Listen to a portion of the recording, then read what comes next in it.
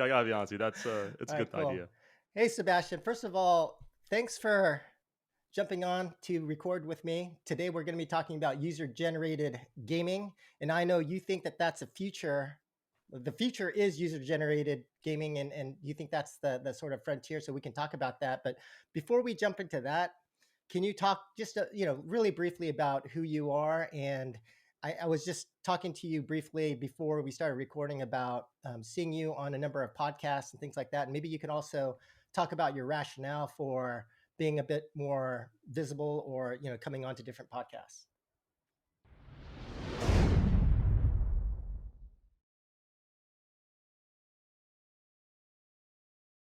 My name's Sebastian, Seb Park on Twitter. I have been in gaming and esports the last 10 years. I was fortunate enough to start off in esports, was the VP of esports for the Houston Rockets, creating a couple teams, including Clutch Gaming and League of Legends, that we sold to the fine folks over at Harris Blitzer and the 76ers and became Dignitas. In 2020, became a venture partner at BITKRAFT, focused on user-generated gaming, esports, and Web3. And then in 2021, a year later, created and co-founded Infinite Canvas, which is a user-generated gaming, user-owned publisher of sorts. That's Okay, so it makes sense why you think user-generated gaming is the future. You're doing what you believe. Yeah, yeah. I mean, Yeah. it's funny because like a large rationale behind pushing forward was in part because we just didn't see the type of company I wanted to invest in. I was like, hey, I'm an operator first. Let's get back into this, and so that's a lot of fun. Uh, to to your second question about why being more public and talking more through ideas, there's like two parts of it. One is that insofar as we're in a bear market, I think actually ideas get lost in the signal noise. In that people, when it's a bull market, like to talk about things, like to be futuristic and optimistic. It's harder to be optimistic in a bear market just because the entire world is telling you you're wrong. I think optimism is just incredibly important. And so the first main reason is like, hey, I actually think that irrespective of what's happening in the markets, this ecosystem is great. There's a lot of value here, and the people should be more involved in it. But second, and I think this is also really important, is I found that the best way to iterate on my ideas and beliefs is to get feedback. And it's really easy, especially in during the pandemic and then subsequently in the last few months, to be insular, right? Just to have your Yeah. ideas, talk to people who agree with you, and keep that loop going. It's much harder to have your ideas tested by like the court of public fires, right? And so Yeah. part of the user generated bit is honestly for my own benefit, which is, hey, I want to spread this idea. I want people to tell me I'm wrong, tell me what's wrong with Yeah. my ideation, so that I can then update it and make sure that both our philosophical opinions, but also our like operational direction is correct. And it's always nice to hear from really intelligent people that way. Yeah, I think that's a good point, especially that you make regarding feedback. And certainly, I think that during a bull market, even with investors, you could kind of sense that even investors are probably a little bit more reluctant to give harsh or negative feedback just because, they want to do a deal and they don't want to be too negative. But I think it is an important function, whether it's coming from potential investors or other folks in the industry and things like that. So I think that's great.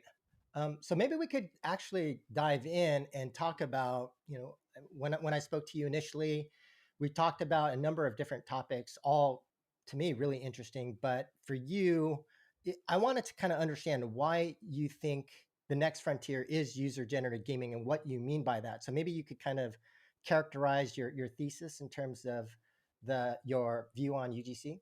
Yeah, sure. So, I mean, I think the first thing to talk about is what I call the creator to consumer ratio. And I think we've talked about this before, which is in any given ecosystem, like throughout the history of the world, there's a number of consumers and there's always fewer creators than there are consumers. The ratio, as far as I can tell, just in the research I've been looking at, was that the ratio used to be 100,000 to 1 in for the last 20 years or so since the internet. Before that, it was, by the way, it was like 10 million to 1, right? Like it was like really hard to be a creator in the you know pre-printing press era. It was really hard to be a creator pre-internet. But once the internet came about, especially in video, we started seeing 100,000 to 1. For every 100,000 people consuming the content, there was someone making content. What's been really awesome, and I think this is shows up not only well, especially in Gen Z, but not only there, but also just generally as part of the macro trends of content creation in video, writing, gaming, etc., is that that ratio is decreasing, right? It's like going from 100,000 to one, and especially with the democratization of tools and ease of access, it's coming down to like 10,000 to one. One of my favorite stories I tell people is that my younger brother is a cinematographer, so he like has a degree in that. He's been a practicing cinematographer for about a decade now as well. He you know, before in a different era, that's how you did it. It's like you had to get a degree, you have to go like intern for someone, you had to be an production assistant. Nowadays, we have YouTube, we have these democratized tools that people are learning from YouTube to make content on YouTube. What's been really cool about gaming, and this is sort of the evolution what we see, and by we I mean my Tal, my co-founder, and myself, is that what we saw in video was that once the tooling was there, people started making things, and that became part of the cultural zeitgeist of that generation, where people were going to make Yeah. video. It made sense to be not only a consumer but also a creator. We're seeing that, and we're starting to see the beginnings of that in gaming as well. We've known that with these tools, especially with like Warcraft 3 map editor, and more recently in platforms like Roblox, Fortnite Creative, and Web3 as well, that people are now making things in mass because it's just easier to make it. And I think that's been really cool to watch. And that's really the underpinnings of what I think about user generated gaming is the democratization of tools, allowing people to create more games. The favorite anecdote with Joe, I know you remember deeply, is it was really hard to make games like 15 years ago. Right? I Yeah. remember I remember starting off at the beginning of the mobile gaming boom. Right, so we were just going from Facebook over to mobile, and you need to know basically linear algebra for a lot of the physics engine stuff. You need to understand not only Objective C but also the interplay of graphics engines and everything coming together. And if you built for Android, there was no way it was going to work on iOS and vice versa, right? Everything was boxed in itself. And since then, we've even seen it at the high level with Unity and Unreal being far more accessible to people who don't necessarily have a PhD Yeah. in like that type of computational math, right? And so we're starting to see that even get easier and easier. And that's where we're seeing the explosion of creativity on the user generated side.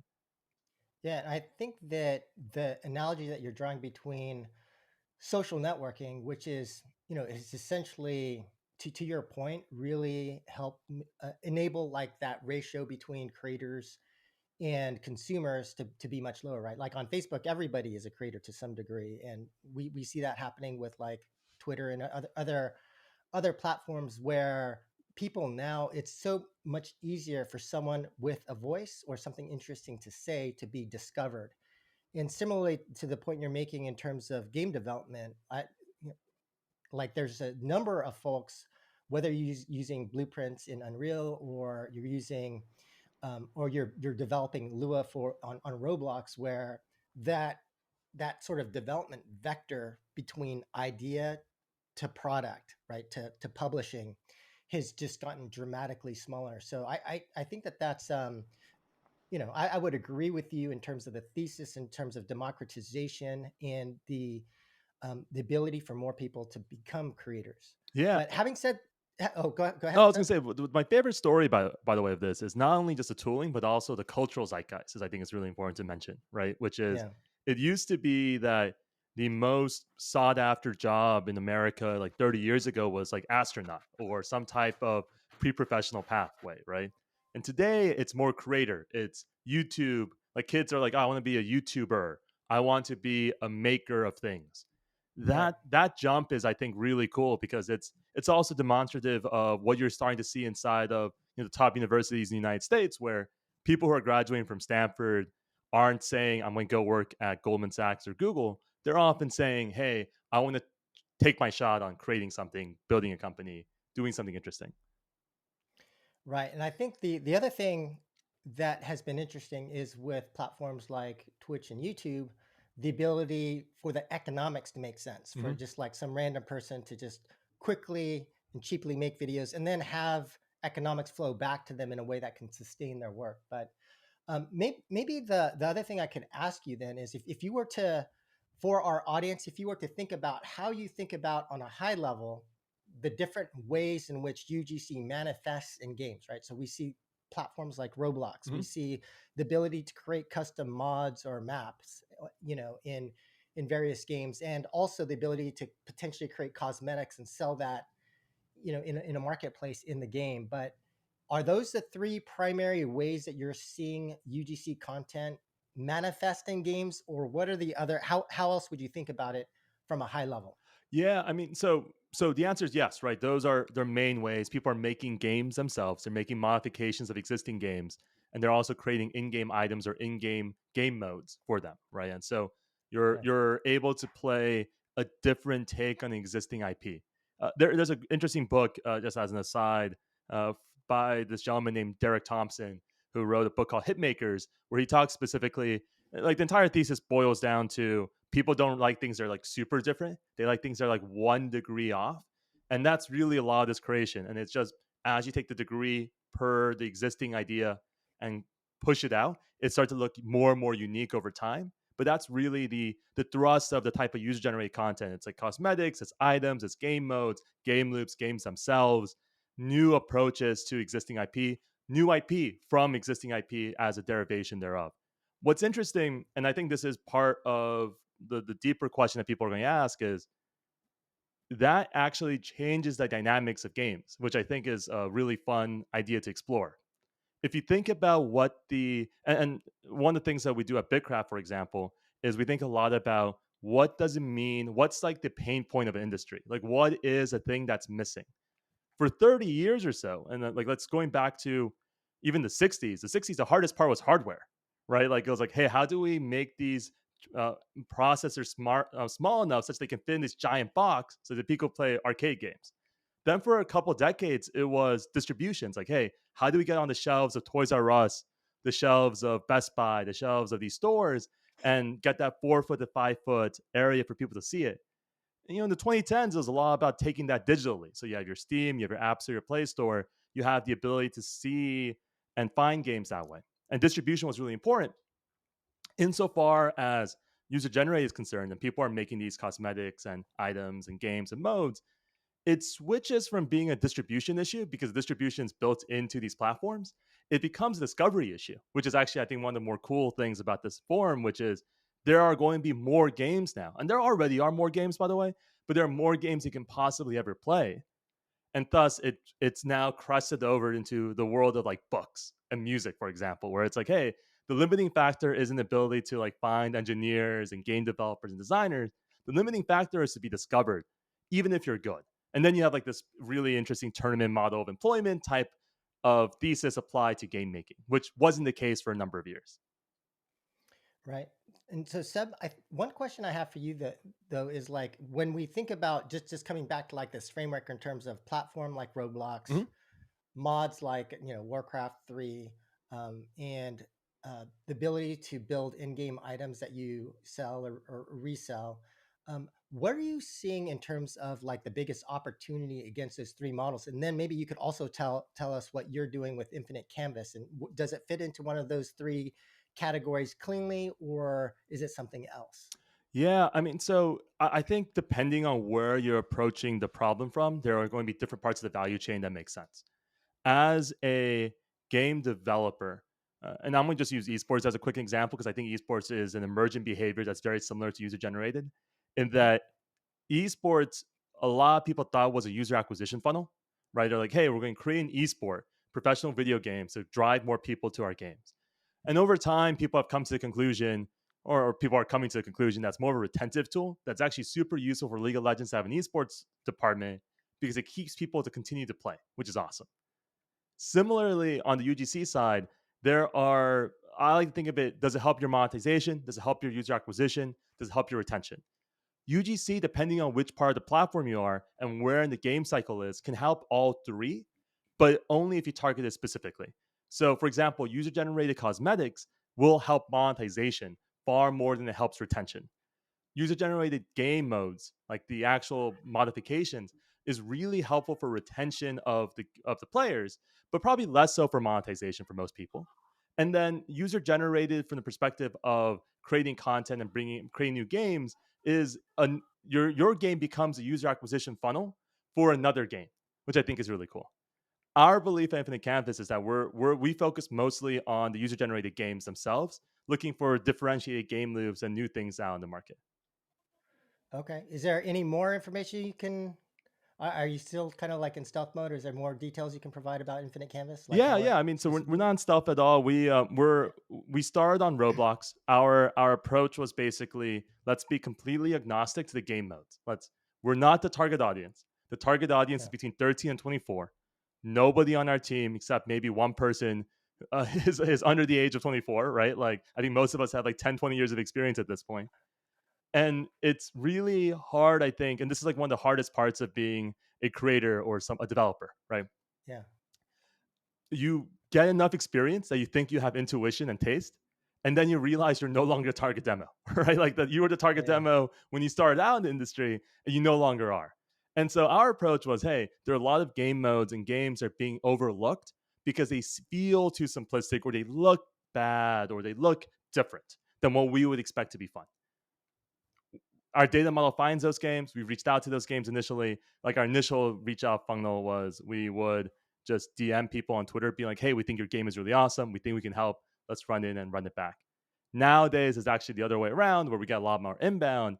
But, we work with like, 2 to 3 dozen games at this point, and we improve their loops and help them bring their game from a game that, may monetize poorly, but have great eyeballs or vice versa. And then get them to the point where they make more money and are on more platforms and are doing more interesting things, mostly in search of a differentiated super hit or a home run.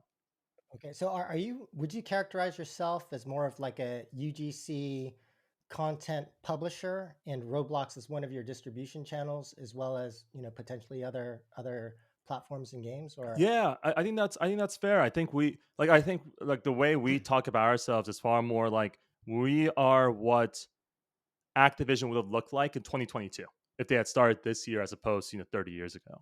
okay. It's far more. We're agnostic to Roblox or Fortnite Creative or Manticore or Rec Room or Web3. It's just wherever the users are. And we believe that the best games that were created the last 10, 20 years were all modifications and slight derivations of existing IP, and that these platforms are going to demonstrably show new game loops that are going to be ton of fun, and then no designer that we know in our circle of people we know would have made in a vacuum. And that's really what the search and goal is. Right. And not to like focus too much on those three categories, but if I were to think about your business and the potential economics against, let's say, mods versus creating a game on a platform Mhm. versus like creating items for a marketplace within a game, would you say that as a, call it UGC publisher, that your, I would say most of your opportunity currently would just be in terms of like, helping independent developers or studios build for platforms like Roblox, and because I think when you look at some of the other categories like building mods, like some of the greatest games in the world, like you know Warcraft 3's Defense of the Ancients became League of Yep. Legends, and H1Z1 King of the Kill became Right. basically battle royale, but Dota like Auto Chess became Auto Battlers, which is also fun, right? that part doesn't seem to be the economics there doesn't seem to have a publishable opportunity, or do you think like, so I guess my question is, in terms of those three categories, is it all about games on platform, or is it, or do you see new opportunities opening up elsewhere? Yeah, so it's mostly the latter actually. It's mostly we're looking for at the end of the day, what we're looking for is your next Dota or next Auto Chess or next H1Z1. And we think that here is a world where people are making thousands of games a day, effectively. We can work with these games. We can, acquire the games. We can publish the games. We can do different types of rev shares with these games.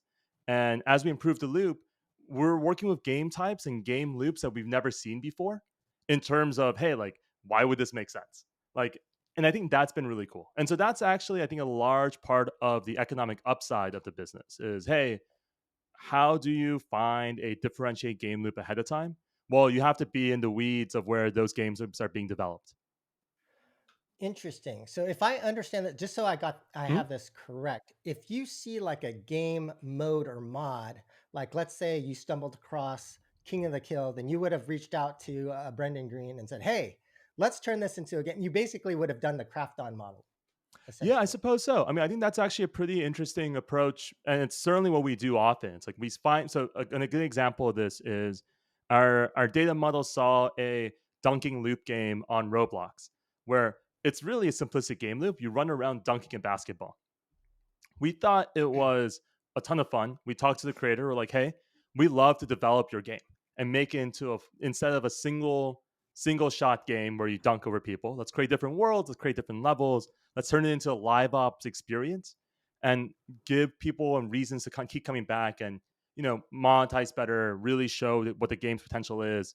We did like a deal with Beats by Dre to implement the Beats by Dre headset that you can like get by dunking in the game, etc. And it really worked out for us, right? Like the game ended up massively outperforming any metric that we thought it could have performed prior to working on it. And now we have that dunking game, in perpetuity in terms of not only on this platform, but also looking at, hey, does it work on Fortnite? How does that loop change on Fortnite? How does that loop change in Web3, for example? And more importantly, how does it continue to grow in Roblox? And I think that's very much in line with what we've done historically and what we tend to focus on, as opposed to necessarily working with indie game developers in the vacuum. Part of Mhm. this is development cycles. These people who are making user generated games on platforms like this have development cycles in the order of magnitude of like days and weeks as opposed to months and years. And so it's very interesting to see people take an iterative shot on goal and then call it a day. Yeah.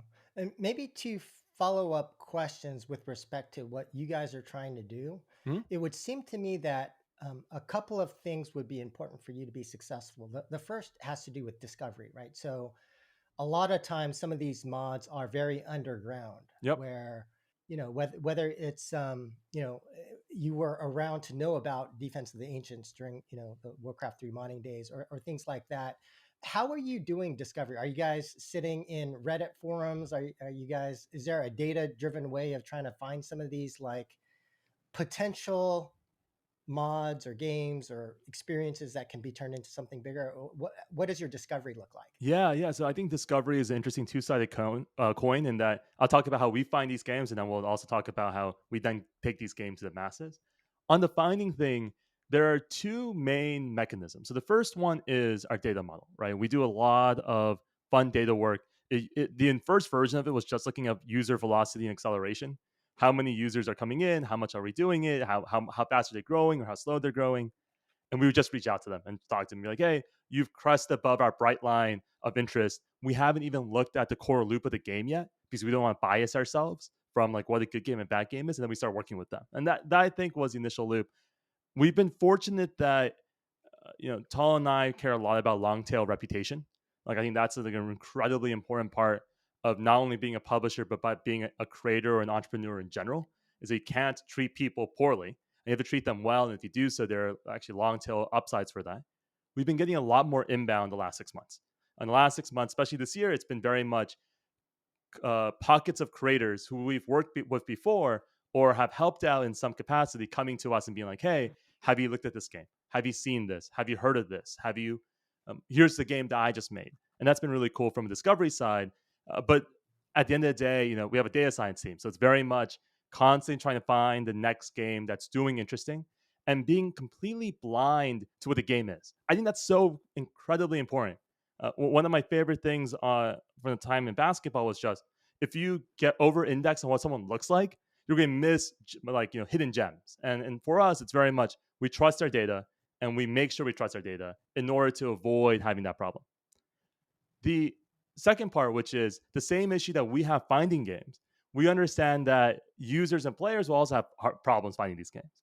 For that side, we lean heavily into discovery as our big moat.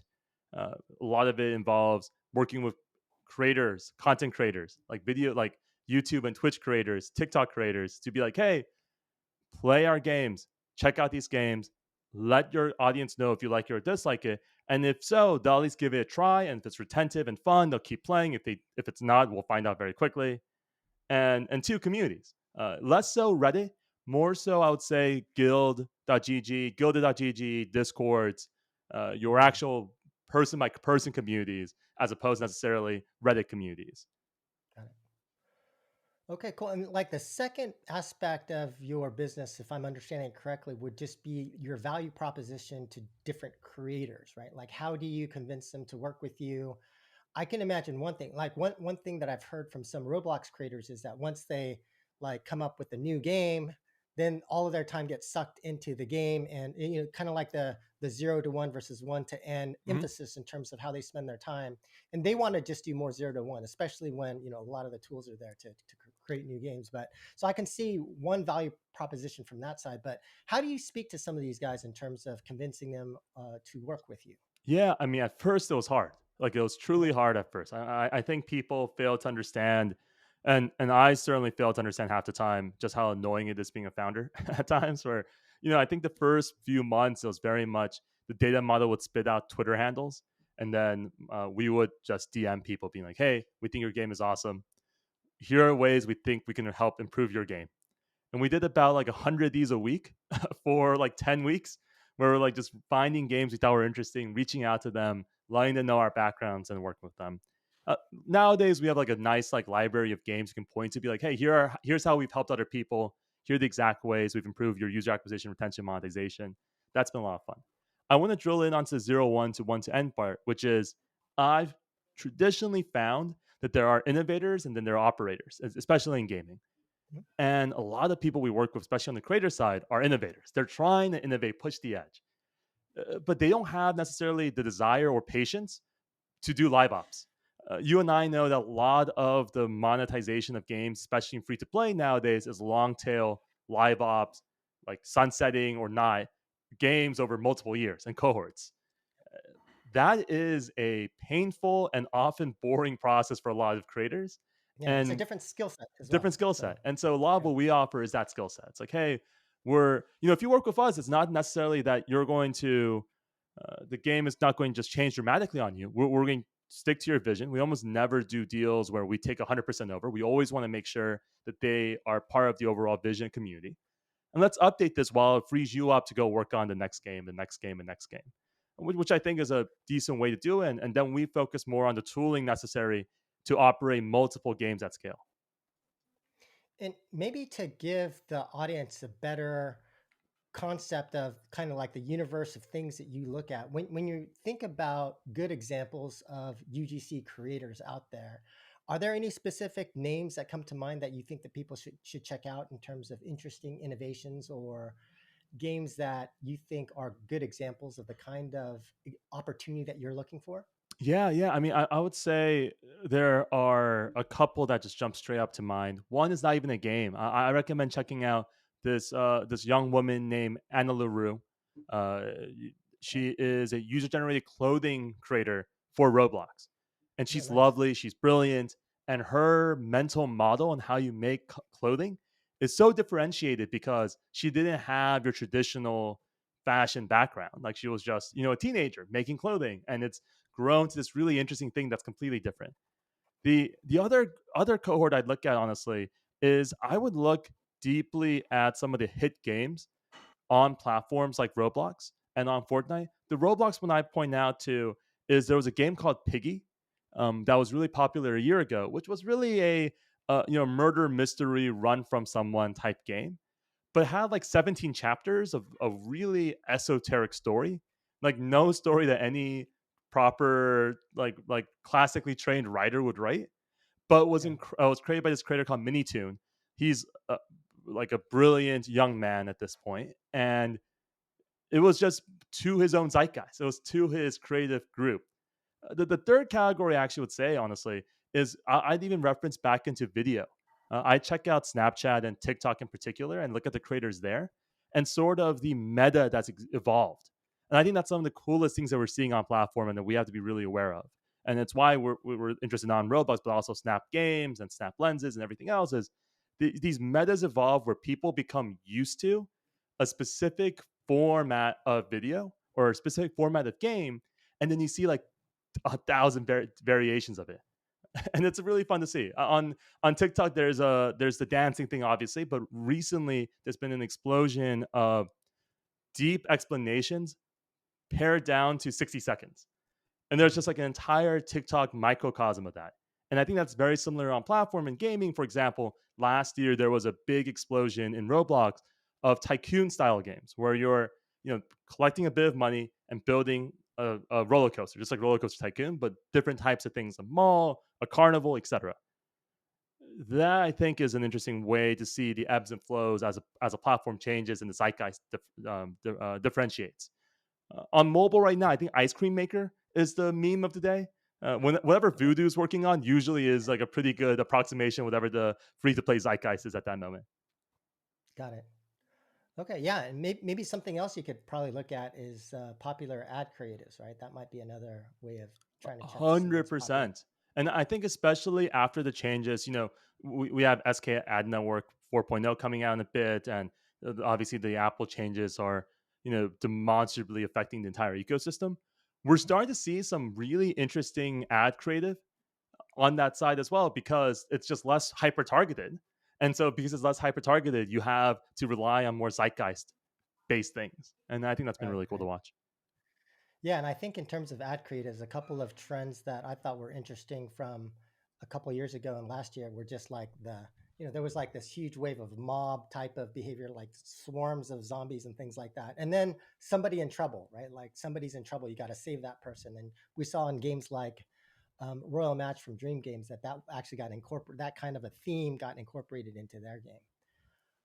Okay. Well, in terms of like some of the existing game studios, if you have an existing game that is doesn't have UGC elements to it, would you give any advice in terms of how existing game studios can think about, well, I have an existing game, it's doing pretty well, but maybe I could try and apply UGC to the game in some way.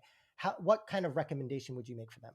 Yeah, I mean, I think the first question is understanding how many users you have. Like, Mhm. let's assume a bullish world where the ratio is 10,000 to 1.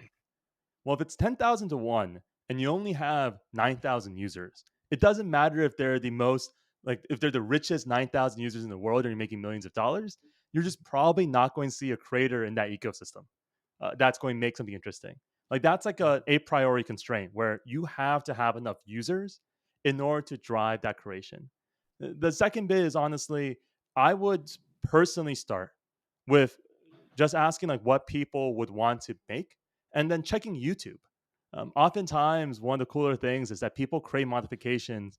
A common one on Roblox is people create mods to like click really quickly because there's a lot of clicking games like cookie clicker. So you have an auto clicker.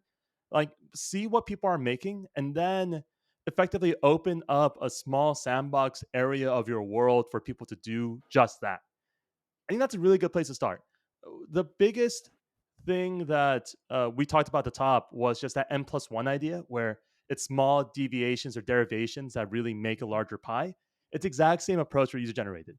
I think too many people, typically games nowadays, go for broke and they think this is going to be like a 12-year process of creating this editor. And it's just not the case. Like, for the most part, you open up one bit at a time, see the traction, you open up another bit at a time, and then grows from there. GTA Online is a great example of something that's more emergent behavior and exactly what Yeah, we are. But all of these things have one thing in common, which is you need to have a ton of users interested in either your IP or your game itself in order to seed this community. And it just doesn't follow the same type of metric tracking that we would see necessarily in general free to play. got it. And maybe the last question I can ask you, Seb, is that when we think about some of the user generated content or gaming platforms out there, like Roblox or Manticore or platforms like that, it does seem like, at least from a demographic perspective, it seems like Roblox is pretty much wrapped up like the kids market. Mhm. But do you think in the future, is it a winner take all market, or do you see additional platforms coming in? Do you see additional UGC platforms for older demographic that that comes to the market later as well? Or how are you viewing UGC from a kind of market share perspective? Yeah, so this might be a hot take. Okay. I am not convinced that you can acquire users over the age of 30. Period. And part of this is because I think people just lock into what their desires are and then they lock Mhm. into their taste. There's a lot of research. It's not particularly well researched. It's like an unresearched part of the world, but that people like lock into what they like in their 20s and 30s and it basically sustains them for the rest of their life. One of the questions I always had in the esports world was people would always ask, how do you acquire 35-year-olds. And my response for a number of years was, you wait 10 years for the 25-year-olds to become 35. And by the way, for what's worth, if you look at the trend lines of esports, that's happening where the average age of esports fans is increasing, in part because there are new generations of people who, followed Brood War in 99 Mm. and now are like, in their mid to late 30s, maybe 40s now.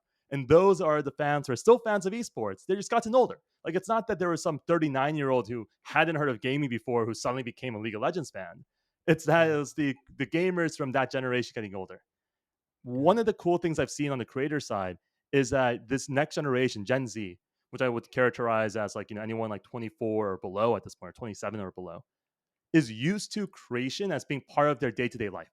If you think about how old they are relative to how young our ecosystem is, most of them don't remember a time pre-YouTube, right? Like, that's like they're used to the idea of things being made. And so Right. when I look at platforms like Roblox that have a grip on that like age demo, that's, I think, more of a function of it being around for that age demo. There are going to be other platforms that target different age demos, but they will grow with the group of people they've captured. Same thing for Snapchat. Snapchat actually, I think, is a ripe user generated ecosystem for when they launch, in part because they really have captured anyone from the age of, I think, around 21, 22 to 29. Like, that's like a pretty core, or 27 maybe, a pretty core Snapchat demo that's really powerful. Roblox is really doing well between, I think, like 14 to 17, 18. And that's going to scale up because every year the 17-year-olds are going to turn 18, right? And the 18-year-olds are going to turn 19, and the 14-year-olds are going to turn 15. I think that leaves a lot of opportunity. My best example, and the why you should believe this, honestly, is if you look at Dota as an ecosystem and you look at the age curve of Dota, it's consistently gone up. It's unclear if they're acquiring new users, right? It's unclear that anyone wakes up in the morning and becomes a Dota player inherently, unless they had an older brother or an older sibling or an environment that exposed them to the game, and they went from there. And as that age limit goes up, the modding community of that game changes as well. Teamfight Tactics and Dota Auto Chess and Underlords emerged from a user generated environment filled with Dota players, which I think is a really interesting cohort versus other types of games. Fortnite, I think, is a super interesting cohort. Minecraft is another interesting cohort. At least for the time being, it doesn't look like it's going centralized as strongly as your YouTubes and Twitches have. And it's going to coalesce around cohorts of gamers, regionality, and age brackets as people just continue to play the games and are used to things that they're used to. Awesome. All right, Seb. Well, thanks so much for speaking about your company and your view on user generated content and your thesis in terms of the future. For folks that are interested, how can they get in touch with you? Yeah, you can just find me on Twitter. It's Seb Park, SEBPARK, and I'm fairly active on there, and I respond to pretty much every DM eventually. Okay, awesome. All right, well, that's it, everybody, and we'll catch you next time.